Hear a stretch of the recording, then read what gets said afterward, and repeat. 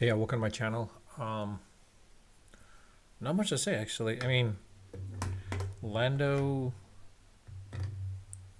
almost had it pretty much in a ways. I mean, granted, yeah, we knew that Verstappen was gonna win it basically, because honestly, it was a given that was gonna happen. I mean, but the one thing though is it did show one thing though, that Red Bull is may or may not be dominant. I don't know how to say it exactly because it's a case where it's a case where like how much Max won by. It was like 4 seconds basically. And let's not forget. Honestly, Mercedes is surprisingly how well they did as well too. Quite honestly, more so to the point where like how it wasn't how Hamilton got to third place, but it was more so how Russell, while Lando and Max were like battling it out in the opening, Russell just came out of nowhere and just like took first, which shows that he had a great start and like he knew what he wanted to do basically. I think, of course, you'll see that Mercedes' future is with Russell.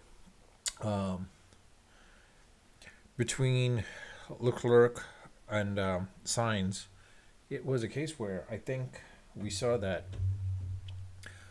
there was going to be something going on at that point. I mean, honestly, I was surprised that Sainz was not up to par for what he should have been able to do. I mean, honestly, to be honest, I think Sainz should have been up four at least for sure. But the fact is that he wasn't is still a little surprising. Um,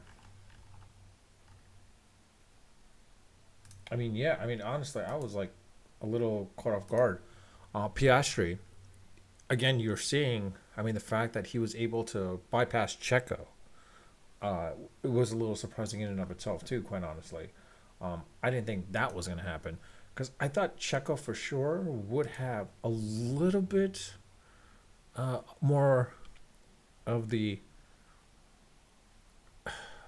I want to say I don't want to say the expertise and the knowledge and the wisdom that he's had over the years and the experience, but it's more so the fact that it seems like Perez was not even defensively holding Piastri around, which was a little surprising in and of itself. Um, but I mean, it was not a.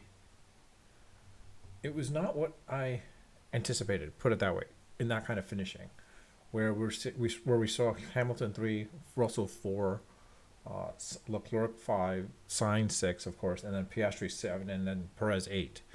Um, I figured Piastri was definitely going to go up a little bit higher. I figured he was going to go up higher than that. Quite honestly, I thought he was probably going to be higher than Hamilton. Quite honestly, to be honest, I mean I think Hamilton was more of a case where like this is a case where like this year is pretty much a dead year for him. He's not winning anything. He could try to accumulate more wins, so that um, Max doesn't beat his record. But at the rate that Max is going, in another 3 years, he should beat him. He should get the most wins, unless of course Ferrari does a dramatic change next year with their engines and and the fact that Red Bull the RB21 doesn't do well at that point too. Um, Gasly was expected, that was like to do better than Ocon was great. I mean, I think in this case Ocon, it was surprising he wasn't as aggressive as he normally is. I think that was more of the beatdown that he got from the team principal and such. And at this point, the fact that he knows he's not gonna be in, I don't think any other racing team is gonna pick him up. Quite honestly, he might just be reserved, maybe with Mercedes again, or Ferrari for that matter. Um, it kind of sucks what happened with Albon, but that's to be anticipated. Stroll, I hate to say this, but like again, does he deserve to be there? I mean, Aston Martin's car is good enough or decent enough that Fernando was able to like hold the 12th place. But reality is like I think Fernando now realizing his detriments or his deficiencies, uh, uh, being ages being one of them. That I think next year might not be the year for him. I think next year he's going to have to probably want to retire at that point, like the way Vettel did. But it'll be interesting to see what happens next year as well too. I mean, quite honestly, I say that Hamilton, as much of a goat as he is, well, we don't know if he is the goat right as of now. Um, I think honestly, unless Ferrari's engines are really up to par and the car itself is really up to par, I don't know how Hamilton does this. I mean, it'll be interesting to see what happens. But in any case, um, at this rate, it's looking like basically Max is going to run away with this again. And I don't foresee anything happening or anyone overtaking him, honestly, because put it bluntly, this is a case where I think more so to the point where how many is Lando? Yeah, Lando's like maybe like 70 points away from him. Leclerc about the same amount as well too. Quite honestly, those two are not going to catch him unless you got one, two. You got 14 more races to go.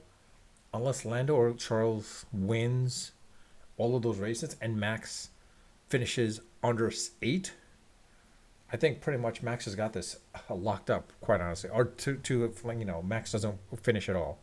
Um, to the point where, like, if I hate to say this, but like, if I'm McLaren, um, and again, this is a big and, um, uh, Piastri is a team player, or for that matter, Sainz is a team player with Ferrari.